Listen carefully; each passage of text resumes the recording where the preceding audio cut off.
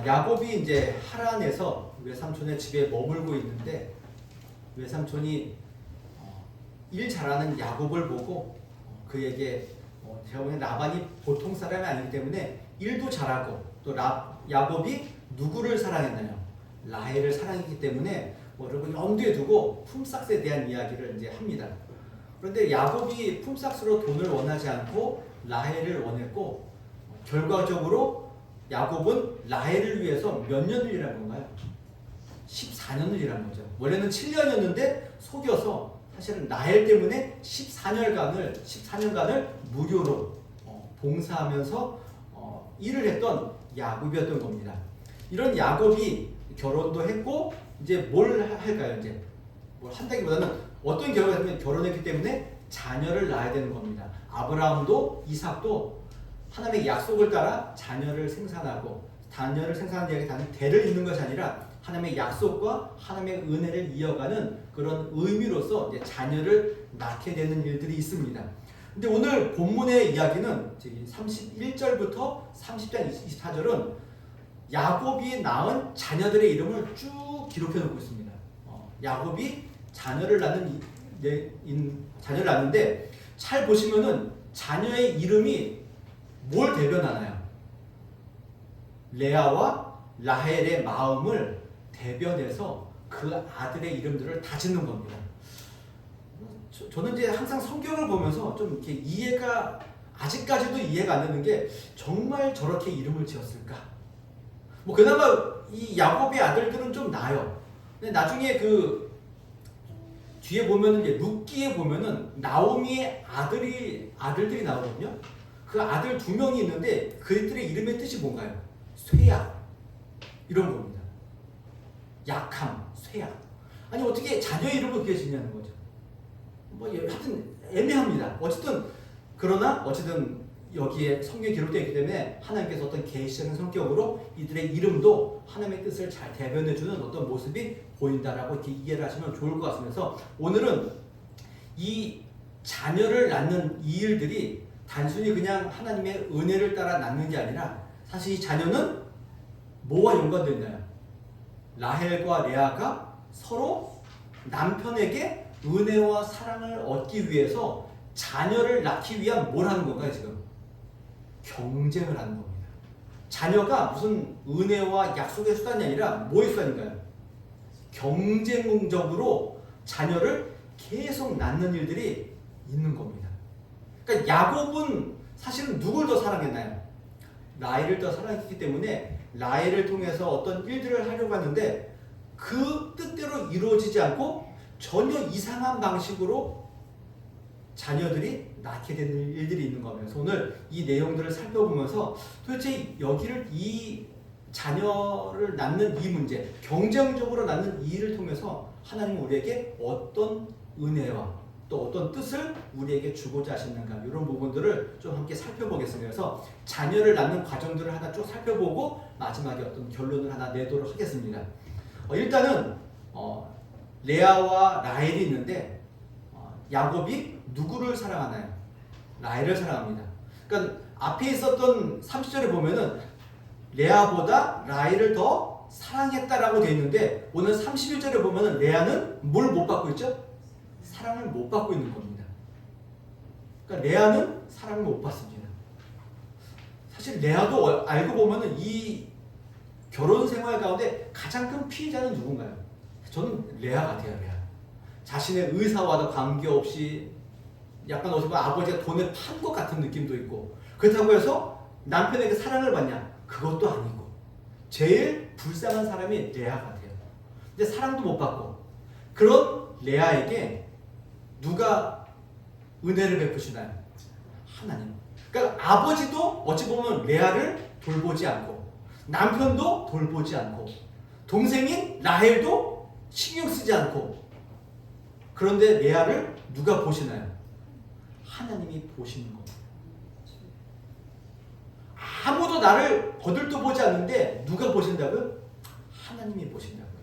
여기 보신다는 의미가 단순히 쳐다보고 있다 이런 의미가 아니라 마치 그 창세기의 그 홍수 노아 홍수 때 하나님이 노아의 그 홍수를 권념하시고 그들을 바라보시고 그와 같은 얘기입니다. 그러니까 지키시고 계시고 인도하고 있는 하나님의 은혜를 레아가 받고 있는 겁니다.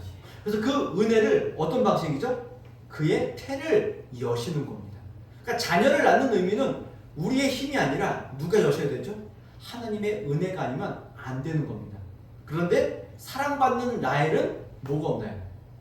자녀가 없습니다. 사랑 못 받는 레아는 하나님께서 돌보셔서 태를 여시고, 사랑받는 라헬은 자녀가 없습니다. 자, 그래서 낳은 자녀가 뭐냐? 첫 번째, 르우벤. 그 뜻이 뭔가요? 여호와께서 나의 괴로움을 돌보셨다. 그리고 여기까지는 참 은혜로운데 뒤에 뭐가 있나요? 이제 내 남편이 나를 사랑하리로다. 지금 레아는 계속 지금 뭐에 지금 갈망하고 있죠? 남편의 사랑에 갈망하고 있는 겁니다. 자, 둘째가 나요. 시므온. 여호와께서 내가 사랑받지 못함을 들으셨으므로 내게 이 아들을 주셨도다. 사랑받지 못함. 또 등장하죠. 또 셋째가 났습니다. 셋째, 레위. 그가 내가 그에게 새 아들을 낳았으니 내 남편이 지금부터 나와 연합하리로다. 자, 레위를 낳고 레아의 마음은 뭐였다고요? 이제는 남편이 나에게 눈을 돌려주겠지. 나를 좀 쳐다보겠지. 이런 마음인 겁니다. 내용이 다 뭔가요?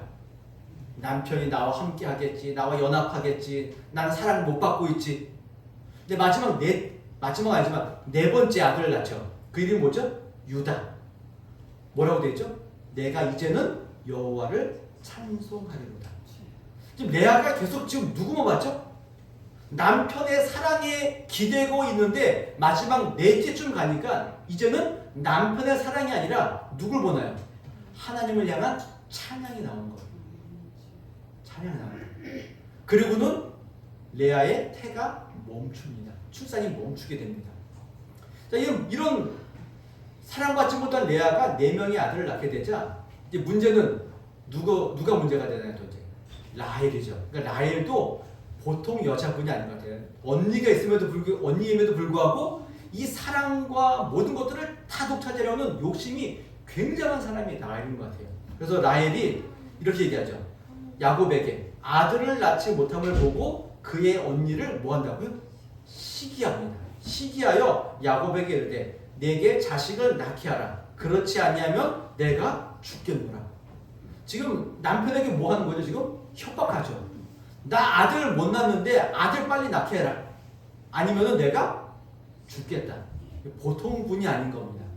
그러니까 야곱이 뭐라 그러나요? 화를 내면서 그대를 임신하게 못하게 하시는 이는 하나님이시니 내가 하나님을 대신하겠느냐. 이게 내 힘으로 되는 문제냐 이거죠. 내가 할 문제가 아닌데 왜 나에게 이렇게 협박하냐 그러면서 야곱은 뭐 했다고요? 화를 내는 겁니다. 화를 내는 겁니다.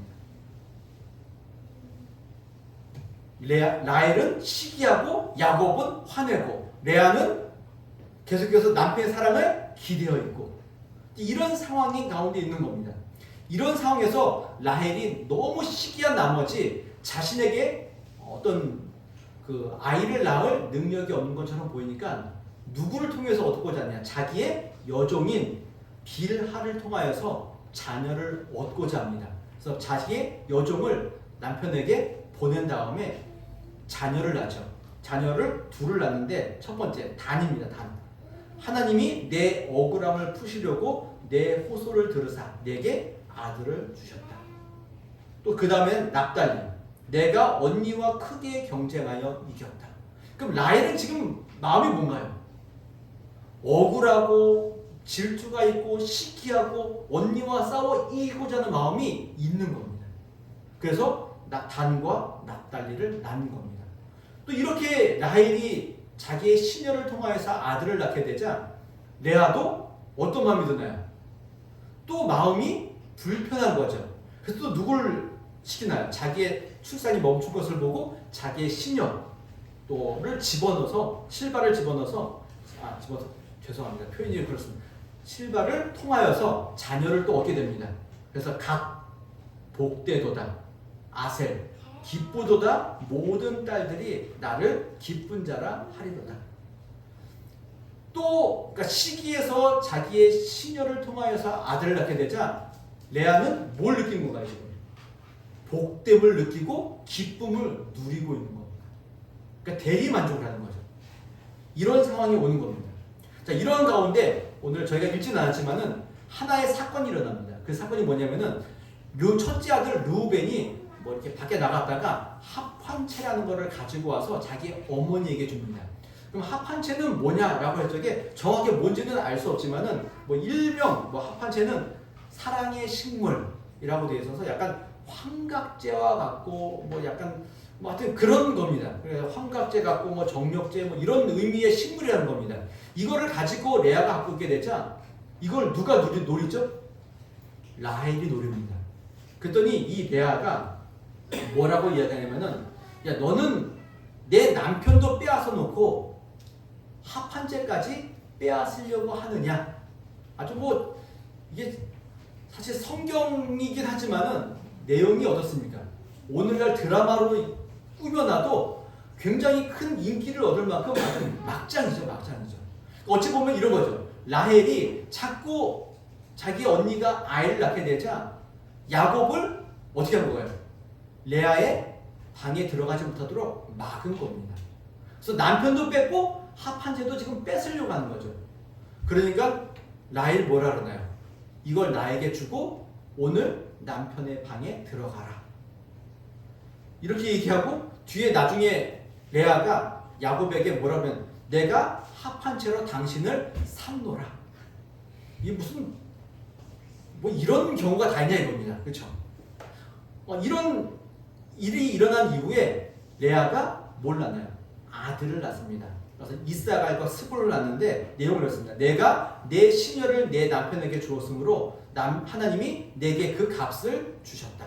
스불론 하나님이 내게 후한 선물을 주시도다. 내가 남편에게 6 아들을 낳았으니 이제는 그가 나와 함께 살리라. 어찌 보면 레아도 하나님을 찬양하다가도 또 라헬과의 어떤 시기 때문에 또다시 남편에 대한 사랑을 그리워하고 있는 모습이 보이는 겁니다. 그리고는 딸을 낳죠. 디나를 낳고 또 이런 상황에서 마지막에 라헬을 계속해서 여러 가지 수를 쓰고 꾀를 쓰고 시기하고 질투했지만은 여전히 자녀를 낳지 못하여서 그는 수치와 부끄러움 가운데 있었는데 그런 수치와 부끄러움을 겪고 있는 라헬을 또 하나님이 어떻게 보시나요? 생각하셔서 그의 태를 여시고 아들을 낳게 하시죠. 그 아들의 이름이 누구죠? 요셉입니다. 요셉. 그러면서 얘기하죠. 하나님이 내 부끄러움을 씻으셨도다 하고 요셉을 낳고 잠시 마지막 베냐민이 있긴 하지만은 자녀가 여기서 지금 일단은 끝이 납니다. 나중에 베델에 가서 이제 뭐 베델쯤 가다가 다시 이제 베냐민을 낳긴 하지만은 어쨌든 자녀는 여기서 일단 끝이 납니다. 여러분 어떻습니까? 11명의 아들과 1명의 딸을 낳았는데 그 과정이 뭔가 좀 은혜롭고 뭔가 하나님의 복이 막 넘치는 것 같아 보입니까? 아니면 이게 막장도 이런 막장이었고 이런 아주 이런 무슨 자녀를 낳는 거 아주 경쟁을 하듯이 무슨 옛날 그 우리나라 왕궁에서 이 중전과 막 뭐죠? 후궁들이 막 서로 막 자녀 낳으려고 막 이런 분위기가 막 물씬 풍기는 겁니다. 근데 중요한 거는 이 두 여자가 다 누구죠? 서로 자매입니다. 자매. 그래도 서로 시기하며 싸우는 모습이 있는 겁니다. 오늘 잘 보시게 되면은 레아는 지금 뭐가 부족하죠? 사랑이 부족하다. 남편의 사랑이 없습니다. 근데 레아는 뭐가 있죠? 자녀가 있죠. 라헬은 뭐가 있나요? 남편에 대한 사랑이 있죠. 근데 뭐가 없죠? 자녀가 없습니다. 레아는 사랑이 없어서 시기하고 라헬은 자녀가 없어서 시기합니다. 뭔가 좀 이상하지 않아요? 자기들이 가지고 있는 것은 쳐다도 보지 않고 뭐만 보나요? 없는 것만 보는 거예요. 없는 것만 보는 거예요. 이게 지금 두 사람의 특징이 여기 있습니다. 사랑받지 못하는 레아, 사랑만 받으려고 하고 있죠. 없는 것만 찾습니다. 자녀가 없는 라헬, 자녀를 갈망하죠. 근데 그들에게 있는 자녀와 사랑은 쳐다보고 있지 않은 겁니다. 이게 뭐죠? 전부 다 욕심이죠. 욕심입니다. 라헬은 사랑이 있음에도 불구하고 자녀 때문에 악을 쓰고 있는 것이고요. 레아는 자녀는 있는데 사랑이 없어서 뭐 라헬처럼 악은 쓰지 않지만은 계속 조용히 자기들의 어떤 그 모습을 보여주고 있는 모습이 있는 겁니다. 어찌 보면 저와 여러분들의 모습과 똑같습니다. 이미 주님이 베푸신 은혜가 우리에게 있습니다. 그런데 그 은혜를 생각하지 않고 뭘 보나요? 나에게 없는 것들을 자꾸 바라보면서 하나님, 나는 왜 안 주시나요? 이거죠. 왜 안 주시나요? 이겁니다. 제가 예전에 제가 친한 형님이 이제 목사님이 결혼을 하신 다음에 결혼식 다 끝나고 같이 이제 밥을 먹으러 이제 갔는데 어디로 가냐면 영종도 쪽으로 갔어요. 영종도.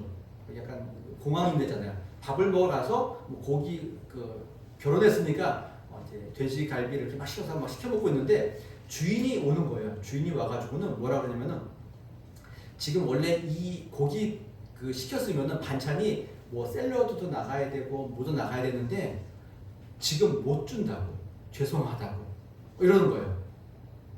좀 이상하잖아요, 그렇죠? 근데 왜 그런가 이렇게 했더니 그분이 이유를 얘기하는데 저쪽에 있는 외국인들이 한 3명이 앉아 있는데 3명인가 4명이 앉아 있는데 쟤네들이 아주 간단한 거 몇 개만 시켜놓고 앉아가지고 주변에 보다가 자기들이 없는 반찬 보면은 저거 달라고 그러고 앉아가 나가지도 않고 계속 우리도 저거 달라고 그래서 지금은 못 주겠다고, 미안하다고, 조금 더 주겠다고 이런 상황인 겁니다. 그러니까 자기들에게 있는 게 있는데 자꾸 남의 거 보고 또 달라고 그러는 거죠. 우리도 그렇지 않나요? 우리도 약간 그렇죠. 나에게 없는 것 달라고 자꾸 때를 쓰는 일들이 우리에게 있는 겁니다. 그런데 하나님은 어떤 분이신가요? 하나님은 불공정하신 분인가요? 아니면 공정하시고 공평하신 분인가요? 공평하시죠. 근데 삶은 어떤가요? 안 공평하신 것처럼 보인다 이겁니다. 왜냐하면 하나님은 이미 우리에게 구원이라는, 하나님이 우리의 하나님 되심으로 놀라운 것들을 다 주셨다고요. 모든 사람은 똑같이 주신 겁니다. 근데 이것은 다른 그 무엇과도 바꿀 수 없는 놀라운 것인데 이것은 받았고 그 다음에 뭐가 필요한가요? 다른 무언가가 필요하다 이겁니다. 나에게 없는 다른 무언가가 필요하다 이겁니다. 그래서 그것을 자꾸 기웃기웃거리는 겁니다. 지금은 조금 그런 게 한국 교회에 좀 덜하지만은 한 20년, 30년만 해도 은사에 대한 것들이 굉장히 강했습니다. 그래서 저 사람에게는 어떤 은사가 있는데 나에게 없으면은 어떤가요?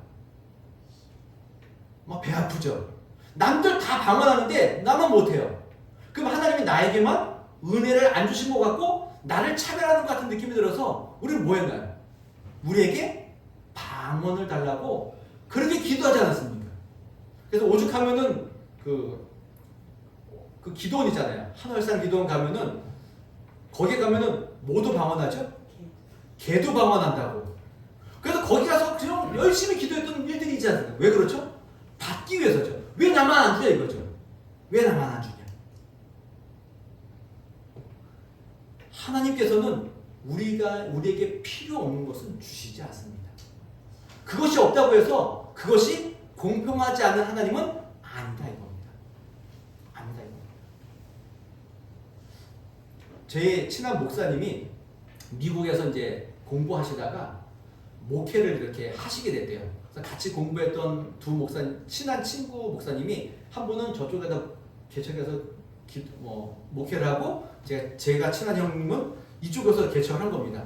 같이 똑같이 개척해서 예배를 드리고 같이 목회를 하고 있는데 어느 날 이렇게 저 교회 목사님 교회에 누가 등록했냐면은 그 지역에서 사업을 아주 왕성히하고 아주 유력한 사장님이 등록을 하신 거예요.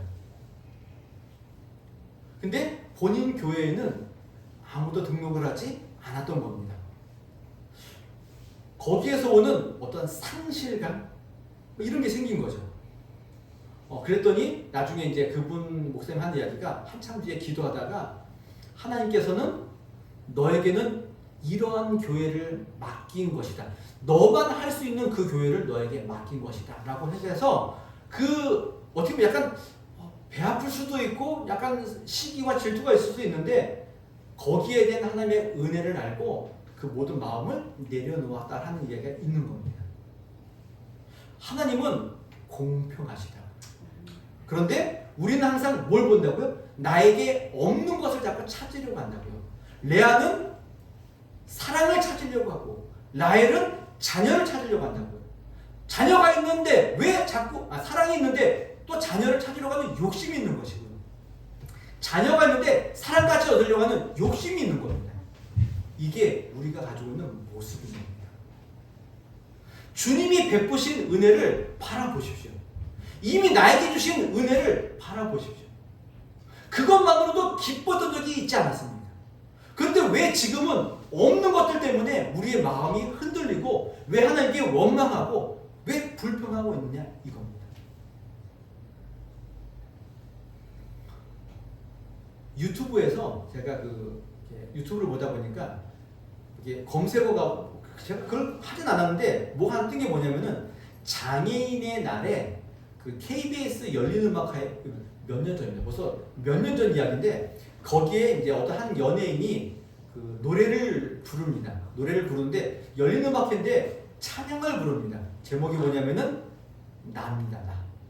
나 가진 재물 없어 나. 그러면서 그 시를 가사를 적은 송명희 시인이 같이 나와서 대화를 합니다. 대화하면서 그 찬양을 부른 겁니다. 열린음악회에서 전 그거 깜짝 놀랐죠. 야 어떻게 공영방송에서 이걸 할 수 있을까? 근데 장애인의 날이기 때문에 이게 허용이 됐던 것 같아요. 불렀는데 여러분 아세요? 송명희 씨는 어떻습니까? 뇌성마비 때문에 말도 제대로 못하고 얼굴도 그냥 막 일그러지고 이런 사람인 겁니다. 근데 그분이 뭘 썼다고요? 공평하신 하나님이라는 가사를 쓴 겁니다. 공평하신가요? 근데 제가 비하인드로 들은 이야기인데 이 송명희 시인이 이 가사가 생각나고 이 가사를 공평하신 하나님이라는 단어를 써야 되는데 그걸 못 쓰겠는 거예요.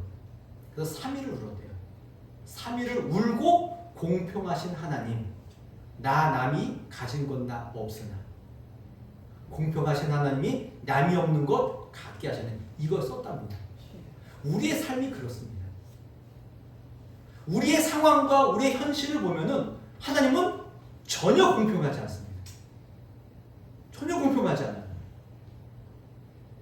그런데 하나님은 언제나 우리의 편이 되어주시고 언제나 우리와 함께 하시고 우리를 사랑하시는 하나님이시라는 겁니다.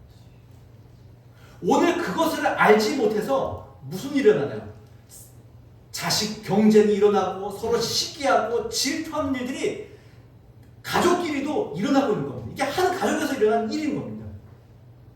우리를 사랑하시고 우리를 언제나 공정하게 대하시는 하나님을 잊어버리면 우리의 마음에는 욕심과 시기와 질투 때문에 엉망진창이 되어버릴 수밖에 없는 인생이라는 겁니다. 우리의 현실과 우리의 상황이 다르게 가기 위해서는 뭘 깨달으셔야 되나요? 공평하신 하나님. 나에게 없는 것이 아니라 나에게 이미 주신 그 은혜로 만족하고자 하는 그것으로 나에게 족한 하나님의 은혜를 기억하셔야 되는 겁니다. 기억하셔야 되는 겁니다. 이게 오늘 야곱의 가정, 자녀 낳기 경쟁을 통해서 우리에게 주는 교훈이 여기에 있습니다.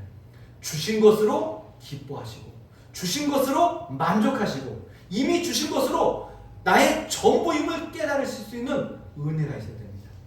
없는 것을 바라보면서 질투하고 시기하고 욕심 부리지 마시라. 이게 오늘 우리에게 주는 교훈인 겁니다. 그런데 이러한 그 엉망진창인 이런 시기와 질투와 자녀 낳기 경쟁 가운데서 하나님은 뭘 하시나요? 그런 시기와 질투와 자녀가 나는 이 일을 통하여서 하나님의 뜻과 약속을 이루어 가시는 겁니다. 이런 아무것도 할 수 없어서 화만 내는 야곱을 통하여서 믿음의 조상 12지파의 아버지로 야곱을 우뚝 세우십니다. 그리고 12지파를 통하여서 뭘 하시나요? 하나님의 약속을 너의 자손이 더욱더 편만해지고 더욱더 많아질 것이라는 하나님의 약속을 이루어 가시는 모습이 보여지는 겁니다. 레아와 라헬은 욕심 때문에 자녀 낳기 경쟁을 했는데 하나님은 그 자녀들을 통하여서 뭘 하시나요? 그 약속을 이루어 가시는 겁니다. 놀랍죠? 놀랍습니다. 이 세상에서는 이런 그 엉망진창인 상황에서 자녀를 낳으면은 어떤가요? 뭐 숨기기도 하고 뭐 약간 내세우지 않고 뭐 약간 그렇잖아요. 그런데 하나님은 그런 12자녀, 이 자녀들을 하나님은 어떻게 보시나요? 사랑하시죠. 사랑하십니다. 우리 같으면은 아이 뭐 정말 알 수 없어가지고 얘는 뭐 사생하다, 뭐 얘는 뭐 내 시녀의 뭐 이런 걸 다 감췄을 텐데 하나님은 그런 거 하지 않고 있는 그대로 다 펼쳐 보이시고 그들을 어떻게 하시나요? 하나님이 사랑하십니다. 그래서 이사야에 보면은 이런 표현이 있어요.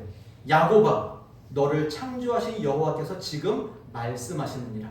이스라엘아, 너를 지으신 이가 말씀하시느니라.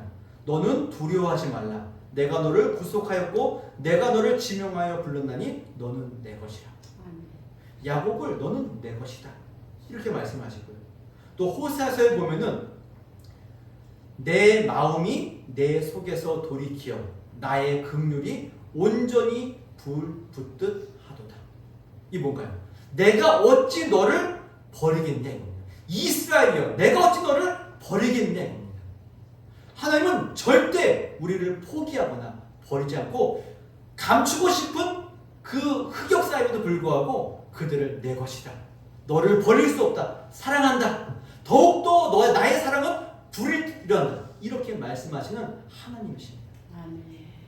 그리고 나중에 출애굽기에 보면은 제사장들에게 입힐 옷을 만들죠. 옷을 만드는데 그 옷 가운데 에봇이라는 게 있습니다. 에봇. 약간 조끼 같은 것인데 에봇을 어깨 위에 뭘 하나요? 보석 2개를 놔가지고 어깨에 놓습니다. 근데 그 어깨에 그 보석 2군데다가 뭘 하냐면은 12지파의 이름을 거기에 새깁니다. 그리고 가슴에 뭘 붙이죠? 흉패를 붙이죠. 거기에 12보석을 답니다. 근데 그 12보석에다가 뭘 적죠? 하나하나 지파의 이름을 넣습니다. 그래서 얘기하죠. 그들의 여호와 앞에 그들의 이름을 그 2 어깨에 메워서 기념이 되게 하겠다. 12지파를 어깨에 두고 기념이 되게 하겠대요. 또 판결문에 가슴에 붙여 여호와 앞에 영원한 기념으로 삼을 것이다. 그런 12지파의 이 자녀들을 하나님께서는 어깨에 메시고 가슴에 지우시고 그들을 기념하겠다. 내 기쁨으로 삼겠다라고 말씀하시는 하나님이시다. 오늘 이 하나님을 믿고 의지하셨으면 좋겠습니다. 눈에 보이는 상황이 아니라 우리를 향한 하나님의 깊은 사랑, 그 은혜를 기억하십시오. 지금은 그런 일이 없는 것처럼 보이지만은 어쨌든 이 모든 은혜와 사랑을 통하여서 우리를 회복시키시는 은혜가 있을 겁니다. 그것들을 기대하면서 오늘 나에게 주신 것들을 찾으세요. 없는 것 찾지 마시고 뭘 찾으시라고요? 주신 것들을 찾으시고 그 주신 것으로 기뻐하고 즐거움을 누리시고 하나님만을 찬송하시는, 그분만을 높이시고 그분께 영광을 올려드리시는 하나님의 귀한 성도들이 되시기를 주님의 이름으로 부탁을 드리겠습니다.